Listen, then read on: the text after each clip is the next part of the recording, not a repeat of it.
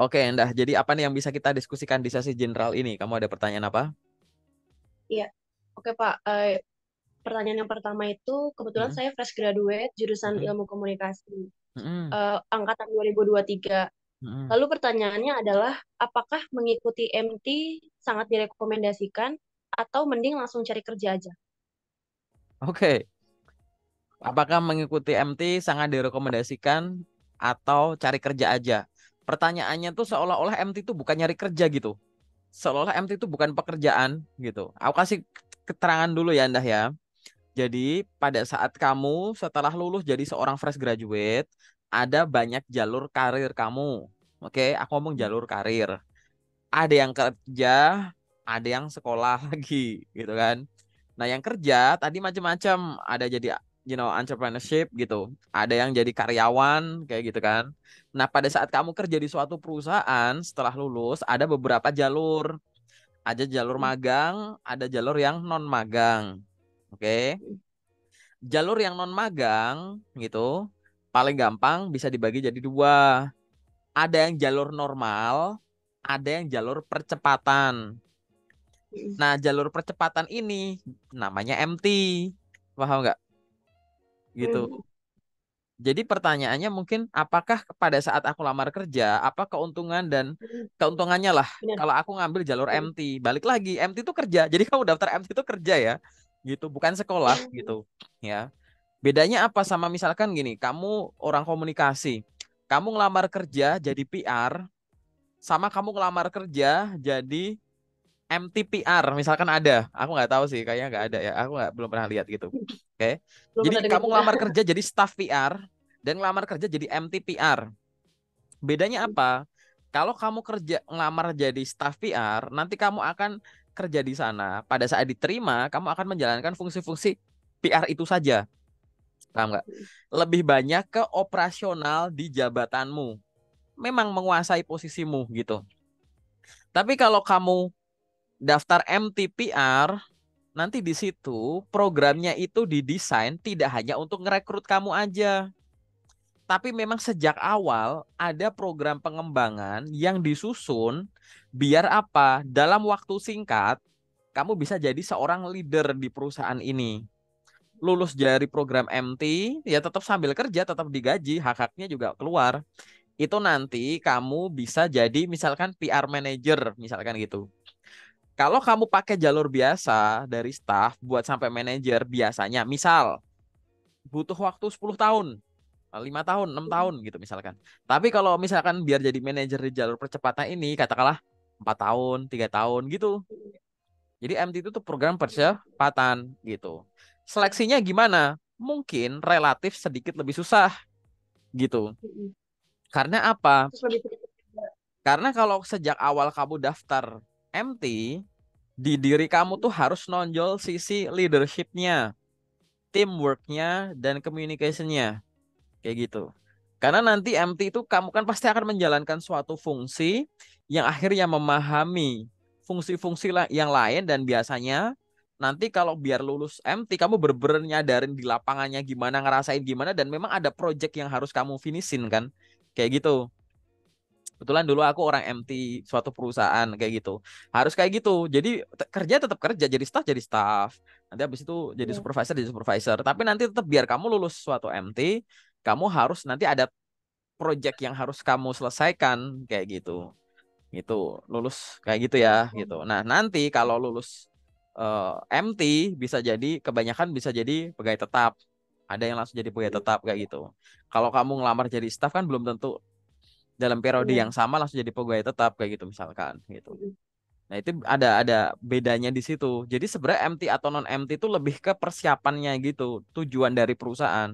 Jalur biasa ya memang untuk mengisi manpower di posisi itu, khususnya untuk operasional yang dibutuhkan. Kalau MT memang dia ada jangka pendek dan jangka panjangnya gitu. Menyiapkan nih orang biar dia ada di sini dan jadi leader di sini dalam kurun waktu tidak selama jalur reguler gitu.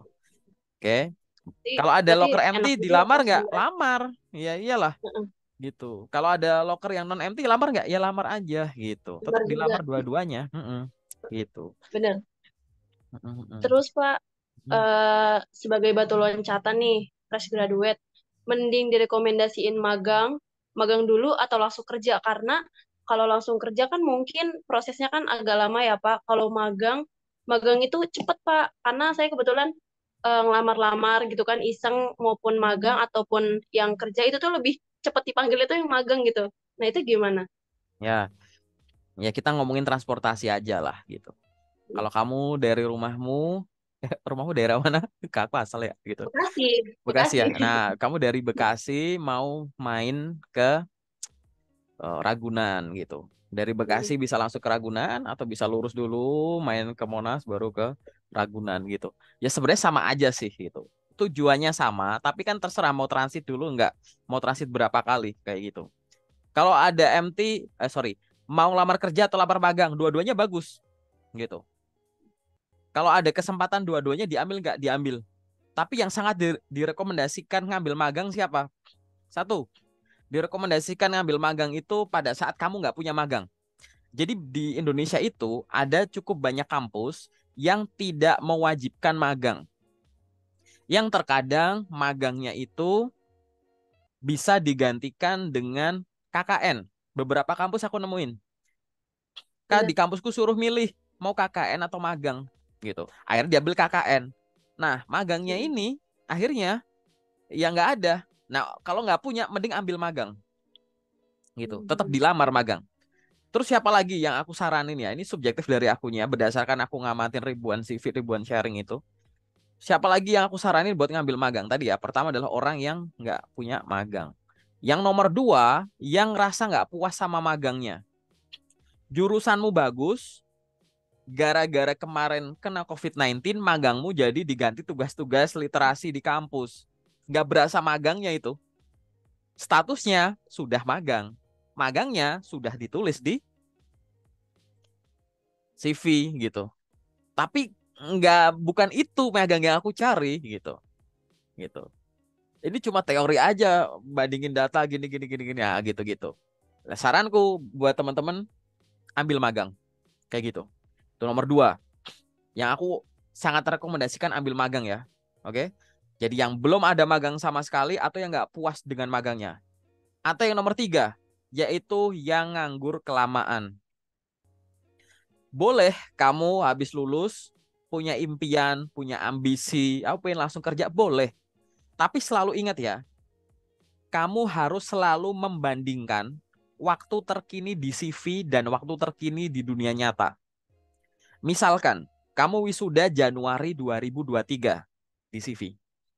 Kan otomatis kan di CV kan kalau ada keterangan pengalaman-pengalaman ada periode, berarti kan periode terkininya adalah Januari 2023. Lihat di dunia nyata. Misalkan sekarang Februari 2023.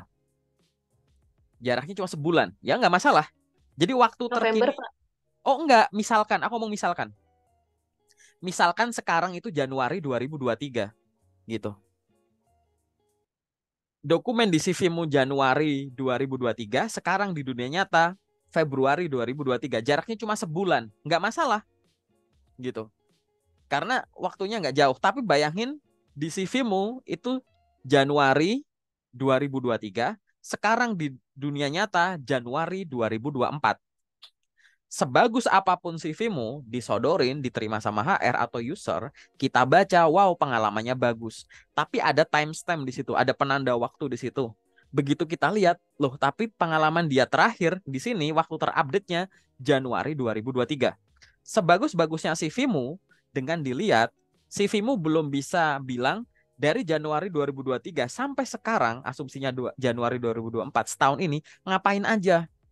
Itu nggak ada di CV, nggak bisa dijawab. Nah, untuk teman-teman yang merasa gap waktu di CV dan di dunia nyata itu udah lebar, lebar tuh misalkan kayak di atas 3 bulan, kayak gitu. Maka ambil magang. Jadi begitu ada magang, gap tadi kan keisi gitu, udah gini. Jadi waktu terkini nanti patokannya, referensinya adalah dari magang. Yang kosong ini nanti teman-teman di dalamnya pasti kan ada belajar sesuatu sendiri ya. Sambil tiap hari apply job sambil belajar apa. Oke, tapi akhirnya jadi kejawab. Jadi jangan sampai tadi ambis ngejar begitu, kebetulan belum rezekinya, akhirnya ada magang di skip karena memang aku nggak mau magang. Tapi akhirnya tidak menyadari ini gap antara waktu terkini di CV dan dunia nyata. Makin lebar, makin nggak menarik. Gitu. Karena kamu akan dinilai dua. Apa sih akibatnya kalau misalkan waktu terkini di CV dan dunia nyata tuh kejauhan ya. Misalkan di CV tadi Januari 2023, sekarang di dunia nyata November 2023 misalkan. Oh ya memang aslinya begitu ya. Nah, kalau gapnya terlalu jauh, kamu akan dinilai dua. Satu, tidak punya inisiatif. Inisiatif tuh keinginan memulai sesuatu untuk ngisi kosongan ini. Yang kedua, tidak produktif. Tadi namanya inisiatif tuh memulai sesuatu. Produktif itu melakukan secara rutin yang dimulai. Gitu. Jadi begitu gap antara waktu terkini dunia nyata dan di CV terlalu jauh, kamu akan dinilai tidak produktif dan tidak punya inisiatif.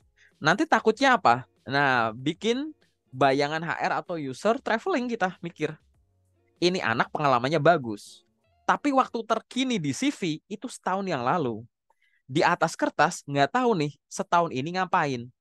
Jangan-jangan apa yang ditulis di sini banyak yang lupa. Jangan-jangan yang dulu dia jago sekarang jadi nggak terlatih gitu. Kagok lagi tuh kalau disuruh ngolah gini gitu, ngelakuin gini gitu. Karena gapnya sama sekarang jauh. Nah itu loh, jangan sampai kayak begitu. Gimana cara antisipasinya? Salah satunya dengan tadi ngambil magang buat nutup itu gitu. Nah ini adalah tiga kondisi di mana teman-teman aku sarankan sekali gitu, sangat sarankan untuk ambil magang. Saat nggak punya magang sama sekali, saat magangmu juga kamu lakukan tapi kamu nggak pede. Yang ketiga adalah saat ada gap terlalu jauh antara dunia nyata dan dunia CV gitu. Oke. Kira-kira bisa dikatakan lama itu berapa bulan nganggur sih, Pak? Tadi Misalkan aku tadi kata Bapak kan lulus di atas Januari 3 bulan. misalkan, Tadi aku udah nyebut di di atas atas tiga tiga bulan. bulan. Di atas 3 bulan. Kan kamu nggak bisa. Misalkan gini, kamu interview sama aku nih, misalkan ya. Aku misalkan HR. Ya, terus aku nanya, Bu Indah ini 6 bulan ada gap nih gitu. Akhir-akhir ini ngapain aja? Masa kamu bilang, Ibu sibuk apa? Terus kamu bilang, saya sibuk persiapan tes CPNS, Pak. Saya sibuk apply-apply kerja, Pak. Gitu. Nggak make sense. Pasti nanti akan dijawab. Gitu. Emang sehari 24 jam tuh tiap jam gitu. 24 jam tuh cuma buat Belajar. apply doang. Gitu. Nggak bisa kamu lagi ngelamar kerja, ditanya gap, atau ditanya sekarang sibuk apa, jawabanmu sibuk apply-apply job. Itu HR, Pak. Kalau mau ngejawab kasar mah, ya semua job seeker pasti apply job. Gitu loh. Tapi hal selain apply job tuh apa kan yang dimaksud itu? Nah kalau kamu nggak ada activity tadi kan nggak bisa ngejawab gitu. Iya, Makanya gap ini harus ditambal. Salah satunya tadi dengan magang. Walaupun nggak harus magang. magang. Mungkin kamu kursus ini itu, ikut bootcamp ini Iya, itu, betul. punya usaha sendiri, bisnis sendiri, nggak apa-apa. Itu pengalaman. Yang penting ada kegiatan ya, Pak. Mm-mm. Dan Bukan fokus ditulis, nyari kerja aja. gitu. Kalau nggak ditulis gimana kita tahu? Suka nggak suka, job seeker itu akan dinilai pertama kali dari apa yang tertulis. Gitu. Kan nggak mungkin misalkan aku lihat CV. Misalkan Indah punya gap lebar. Wah, ini Bu Indah nih gapnya 1 tahun nih. Tapi kalau dilihat dari mukanya kayak orang rajin deh. Kayaknya nggak mungkin deh ada gap segini. Masa gitu? Kita nggak mungkin nebak kamu dari kayak begitu. Menerawang nggak mungkin. Kamu akan dinilai dari di sini. Apalagi yang sistem ATS. Sistem ATS nggak pakai perasaan gitu. Nge-scan yang tertulis di situ. Gitu. Jadi itu harus dipertimbangkan. Aku sarankan aja, mungkin nanti kamu videonya ini bisa di-share ke teman-teman kampusmu juga ya gitu. Buat adik tingkat dan lain-lain. Pertanyaanmu bagus-bagus nih. Tiga kondisi yang kamu sangat amat disarankan ngambil magang. Aku ulang lagi. Gitu. Nanti ceritain ke teman-temanmu biar sadar gitu. Biar sadar. Pokoknya gitu ya. Gitu. Jadi boleh ngambil magang dulu atau apply job. Balik lagi, dua-duanya. Ada lokernya dilamar aja dulu. Lamar aja Iya, belum tentu langsung dipanggil kan. Mungkin undangan tesnya masih berapa minggu lagi, masih 2 minggu lagi baru ada kabar. Apply juga iya benar. belum tentu lolos kan. Maksudku kalau selama ada yang bisa dicoba, coba. Urusan dipanggil atau enggak itu biar mereka gitu. Itu urusannya rekruter. Mau nanti diundang kayak enggak kayak gitu. Itu urusannya perusahaan. Kamu lakukan porsimu aja. Jadi begitu ada kesempatan, apply gitu. Oke. Iya, siap. Oke. Terus apa Terus lagi? eh, bagaimana sih Pak tips melamar kerja bagi fresh graduate padahal kualifikasinya minimal 1 tahun pengalaman? Oke, Kadang kita juga punya pengalaman tapi kurang dari 1 tahun gitu. Nah, gimana sih tipsnya biar lolos? ya aku jawab ya. Nomor satu tips bagi fresh graduate adalah coba baca lebih teliti. Kalau di situ loker dibaca kualifikasi itu bener-bener kamu harus paham. Di situ tertulis pengalaman minimum 1 tahun atau pengalaman kerja minimum 1 tahun. Karena pengalaman minimum 1 tahun dan pengalaman kerja minimum 1 tahun itu beda. Kalau ditulis misalkan pengalaman minimum 1 tahun menggunakan Microsoft Excel gitu. Ada pengalaman kerja minimum 1 tahun menggunakan Microsoft Excel. Beda. Kalau pengalaman kerja minimum 1 tahun menggunakan Microsoft Excel, artinya kamu punya pengalaman kerja, di mana pengalaman kerja tersebut bikin kamu pakai Excel dan itu sekitar setahun. Tapi kalau pengalaman minimum 1 tahun itu nggak harus dari pengalaman kerja, mungkin dari magang, mungkin dari project, mungkin dari organisasi kepanitiaan, mungkin dari lomba, mungkin dari kursus, gitu. Gitu. Jadi dibaca lagi. Jadi kalau ada tulisan pengalaman minimum 1 tahun, ya udah pengalaman.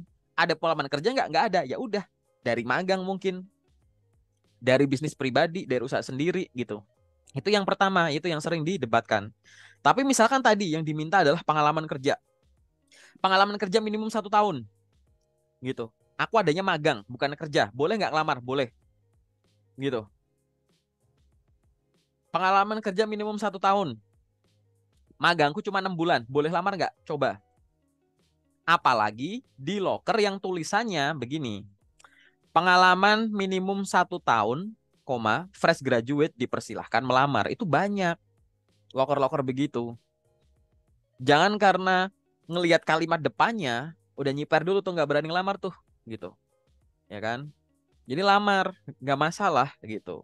Boleh aja, boleh dicoba aja kayak begitu. Karena tadi kita harus tahu pengalaman minimum 1 tahun sama pengalaman kerja minimum 1 tahun itu beda gitu ya. Itu. Ini sama nanti sama kok ke bagian-bagian lain juga gitu. Kualifikasi tadi tuh ya kayak begitu. Karena nanti gini, ada loker yang sifatnya itu strict. Jadi kualifikasi apapun nggak memenuhi itu kita nggak bisa ngelamar. Atau bahkan jangan ngelamar, nanti kelihatan konyol. Tapi di luar sana banyak kok loker-loker longgar.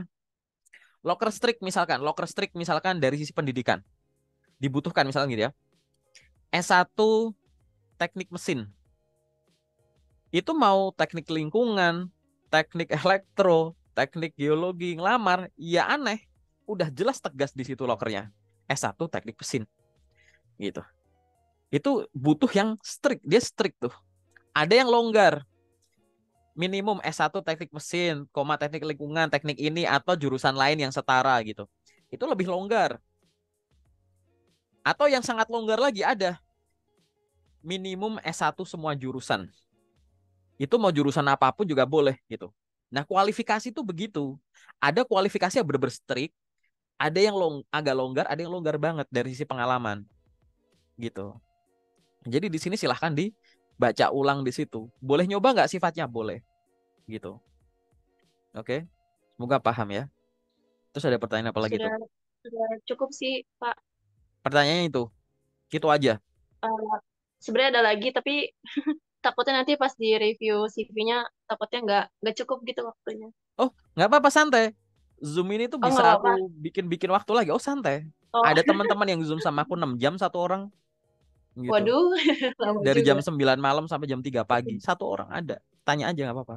Nggak usah ngelihat Mm-mm. waktu ini. Zoom bisa dibikin lagi kok. Apa pertanyaannya? Eh, ini saya lebih nanya ke pendapat Bapak aja sih, bukan bukan pertanyaan saya. Jadi sekarang lagi viral tuh Pak di TikTok, lowongan kerja Medland kalau nggak salah. Nah itu tuh kualifikasinya tuh dibagi-bagi gitu Pak. Jadi khusus Jabodetabek, khusus kampus Atmajaya, khusus kampus apa Binus, apa segala macem. Terus kayak untuk Bogor khususnya ini. Dan itu tuh bener-bener dirinciin nama kampusnya. Terus makanya orang-orang tuh pada pengen ngelamar tapi kayak kok kampus gua kok nggak ada, udahlah nggak usah ngelamar gitu. Itu gimana Pak respon Bapak gitu sebagai sebagai apa ya, melihatnya gitu perusahaannya gitu. Jadi gini. kualifikasi itu dibikin biar ada sistem filtering gitu. Karena kalau nggak disortir, nggak difilter, nanti susah. Sama kayak kamu memakan lah. Memasukkan orang ke perusahaan, anggap aja perusahaan itu badan. Oke? Mm. Memasukkan orang untuk berkontribusi di perusahaan, berkontribusi di badan. Makanan kamu pengen kontribusi di badan, pasti ada filteringnya gitu. Walaupun ibaratnya kan di kantor banyak orang yang hebat gitu. Jadi ya nggak harus yang perfect-perfect amat. Pokoknya ngapain ada kualifikasi. Kan di kantor bisa diajarin. Kan di kantor ada yang bisa bimbing kalau ada yang bikin salah. Kan di kantor ada yang bisa handle ini itu. Coba bayangin kamu pakai logika itu ke badan. Ngapain makanan dipilih-pilih? Udah sih beracun-racun dikit santai aja. Kita ada hati buat ini gitu. Kita makan ngapain gini? Alkohol masukin aja. Kita punya organ-organ yang bisa untuk ngefilter gitu. Ngapain kita makan pakai dijaga kayak gitu? Masa gitu? Aneh nggak? Gitu loh. Analoginya tuh begitu. Jadi filtering itu dibikin biar efektif. Jadi orang yang dimasukkan tadi bener-bener langsung bisa cepat beradaptasi dan memberikan kontribusi. Sama kayak makanan. Kenapa kamu ngefilter makanan yang masuk ke mulut itu harus yang halal dulu misalkan, atau yang udah matang, atau yang tidak mengandung zat beracun? Bukan berarti kamu tidak percaya sama sistem imun badan kan, gitu. Tapi karena kamu kan ya nggak mau, ngapain? Sejak awal aku tahu dia nggak bagus buat badan, aku masukin. Itulah filtering kayak begitu, ya. Gunanya semacam itu. Jadi akhirnya muncul filtering. Nah, urusan filteringnya bentuknya semacam apa gitu, mau berasal dari reputable university, bahkan sampai nyebut sampai FWP kali kalau kamu ngelihat kayak begitu. Daerah sini ini, daerah sini ini, daerah sini ini, kayak gitu gitu. Terus responku apa? Kalau aku jadi fresh graduate, aku ngelihat loker begitu, aku tetap lamar gitu. Kenapa aku tetap lamar? Nggak ada ruginya gitu. Walaupun sejak, karena balik lagi, ini kan nyerang mentalmu aja sebenarnya gitu. Sama kalau kualifikasi tadi berasal dari reputable university, tapi kamu nggak pede sama kampusmu, akhirnya kamu mengurungkan niat buat ngelamar gitu. Ada kualifikasi belum apa-apa udah ditakut-takutin. Mampu bekerja di bawah tekanan, kerja aja belum, udah nulis tekanan. Gimana kalau sebenarnya nggak ada tekanan, tapi tulisan itu sengaja ditulis untuk menyingkirkan orang-orang yang sejak awal mentalnya begini. Paham nggak? Gitu. Itu loh lebih ke arah situ gitu. Jadi itu yang harus kamu tahu. Mungkin nanti di interview juga ada. Ibu Indah selain melamar kerja di perusahaan ini, Ibu melamar ke perusahaan mana? Oh, perusahaan B, Pak. Oh, perusahaan B ya. Posisinya untuk apa? Oh, posisi yang sama. Wah, Bu, itu perusahaannya lebih gede loh, Bu. Nanti kalau Ibu keterima di sini, terus tidak lama setelah itu, Ibu diterima juga di perusahaan itu, kira-kira Ibu akan gimana? Perusahaan kita nggak bisa loh, Bu, ngasih gaji segede perusahaan itu, gitu. Akhirnya kalau kamu nggak bisa nangkep obrolan ini, akhirnya kamu mikir, oh iya juga ya, ngapain aku kerja di sini? Gitu. Di sana lebih gede gitu. Padahal sebenarnya ini kan pertanyaan buat nguji. Apa jaminannya perusahaan ini nggak bisa ngasih gaji segede itu? Yang nomor dua, nggak usah kepedean sampai sana. Diterima lolos dari tahapan ini aja belum tentu. Karena tadi ini hanya untuk ngacak-ngacak fokusmu gitu. Jadi buat aku kalau ada loker, kita nggak usah kayak ngebaperin. Ingat ya, loker itu nggak usah dibaperin banget-banget. Kayak diratapin gitu. Jadi berharap banget sama suatu loker nggak boleh. Menyesali loker juga nggak boleh. Kenapa? Satu, setiap hari selalu ada loker baru. Setiap hari selalu ada loker baru. Nomor dua, dari setiap hari loker baru yang muncul seluruh Indonesia, Indonesia aja, pasti lebih dari satu yang cocok buat kamu. Oke? Yang nomor tiga, sepede-pedenya kamu nyiapin dokumen atau gimana, bahkan kamu ngerasa ada orang yang lebih pintar dari kamu, lebih berpengalaman daripada kamu. Kalau mereka statusnya sama kayak kamu, baru ngirim lamaran, kalian punya peluang yang sama gitu. Misalkan tadi, pengalaman minimum 1 tahun, fresh graduate dipersilahkan melamar. Aku punya pengalaman 2 tahun misalkan. Aku ngelamar untuk posisi itu. Kamu belum ada pengalaman, ngelamar untuk posisi yang sama. Peluang lolosnya lebih tinggi kamu atau aku? Sama. Karena aku punya peluang 50% mungkin lolos, mungkin enggak. Kamu juga punya peluang 50% lolos atau enggak gitu loh. Jadi dengan tahu bahwa loker nggak cuma ini, tiap hari ada loker, setiap orang juga mungkin lolos, mungkin enggak. Ya sudah, kenapa? Ngapain mikirin kayak begitu? Gitu. Kalau aku sih gitu sih. Persimpel cara pikir dan cara gerak. Jangan gampang terintimidasi hanya dengan konten begitu. Kalaupun itu memang beneran yang dicari, cuma orang-orang kampus itu, kampusmu nggak ada, ya sudah, so what? Gitu loh.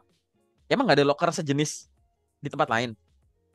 Emang kalau misalkan aku dari kampus itu, aku kampusmu juga disebut, emang kalau ngelamar kamu pasti keterima langsung gitu.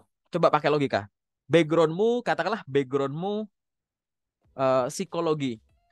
Misalkan S1 psikologi. Aku nggak tahu sih backgroundmu apa sih gitu. Backgroundmu apa tadi? Ilkom. Ilmu komunikasi. Ilkom itu ilmu Iya, komunikasi. Di kampusku soalnya iya. ilkom ilmu komputer. Ini ilmu komunikasi ya. Ilmu komunikasi. Oh ya, aku tanya gitu. Jurusanmu ilmu komunikasi. Apa gara-gara jurusanmu ilmu komunikasi, kalau kamu ngelamar kerja jadi reporter langsung keterima? Walaupun di kuliahmu ada jurnalisme gitu. Enggak. Walaupun backgroundmu, katakanlah backgroundmu S1 psikologi. Apa kalau ada loker jadi recruiter, kamu langsung diterima? Enggak. Tetap difilter lagi. Gitu loh. Gitu. Nah sekarang bayangin aja. Orang yang kampusnya dimention aja, ngelamar ke sana belum tentu diterima. Ngapain kamu ribet ngeliatin itu? Kayak seolah-olah, waduh, kampusmu, kampusku nggak ada di sini nih. Ya sama aja sih. Gitu. Itu berapa sih? Itu berapa perusahaan? Satu perusahaan. Berapa loker? Tiga misalkan. Atau lima. Lima loker. Bandingkan lima loker yang tadi kamu bahas itu dengan loker yang di satu hari itu lagi dirilis. Gitu. Katakanlah di grup WA aku. Di grup WA aku itu sehari paling ada 400 loker. 1%-nya aja 4. Katakanlah loker yang tadi, yang akhirnya viral, yang akhirnya FYP, itu perusahaan itu rilis berapa loker untuk berapa posisi? Katakanlah 5. Kan 5 dibanding loker yang ada di tempatku aja 1% doang. Padahal setiap hari loker ada dari mana? Selain dari grupku. Ya dari website perusahaan, dari job portal yang macam-macam itu. Belum job fair, belum yang dari mana-mana. Di jumlah aja itu jadi 0,0001. Nah sekarang bayangin. Hanya karena itu di-up, akhirnya kamu merenungi, meratapi loker yang jumlahnya nggak sampai 1% loker beredar di hari itu. Ya kan aneh. Apalagi yang ngeluhin itu mahasiswa. Harusnya sadar mahasiswa ininya, maaf ya, ininya jalan. Bedanya siswa sama mahasiswa tuh ada kata mahanya gitu. Nah bayangin aja gara-gara itu naik gitu. Ini subjektif pendapatku aja ya karena kamu minta pendapatku gitu. Gara-gara loker itu naik, loker yang itu yang besarnya itu nggak nyampe 1% dari loker beredar harian, kita ratapin gitu. Aku nggak peduli urusan perusahaannya itu gimana sih, kok milih-milih kampus tertentu, ngapain ngincer, nggak usah bahas ke situ, terserah dia, orang loker-loker dia gitu. Bener nggak? Itu kacamatamu, ini kacamataku. Mau kamu makainya gini atau dibalik, terserah yang punya dong, ya nggak? Nah iya sama aja gitu loh. Kan kalau kita realistis gitu, ya kan? Dia lagi buka loker, kualifikasinya begitu, ya sudah terserah dia gitu. Pendapatku ya kalau cocok lamar, kalau nggak usah dirah, tapi karena nggak nyampe 1% loker beredar harian dah gitu. Aku ulang terus ya gitu, biar yang hal, ayolah persimpel cara pikir dan cara geraknya lah gitu. Aku sih ngelihat di komentar-komentar aja sih Pak, di komentar TikTok itu kayak aduh makin sempit aja deh nih nyari kerja, pada pada ngeluh-ngeluh kayak gitu aja, makanya aku pengen minta pendapat Bapak nih gimana gitu sudut Satu, pandangnya. apa jaminannya orang yang bikin komentar itu adalah job seeker? Nomor dua, apa jaminannya orang yang komen di situ adalah job seeker yang statusnya sama kayak kamu, jurusannya sama, memang lagi nyari loker di situ. Gak tahu sih Pak, dia cuman komen-komen aja. Lah iya makanya bayangkan bayangkan aja. kita bisa terintimidasi sama fenomena yang datanya atau pelakunya itu nggak valid gitu loh. Tahu kan? Gitu.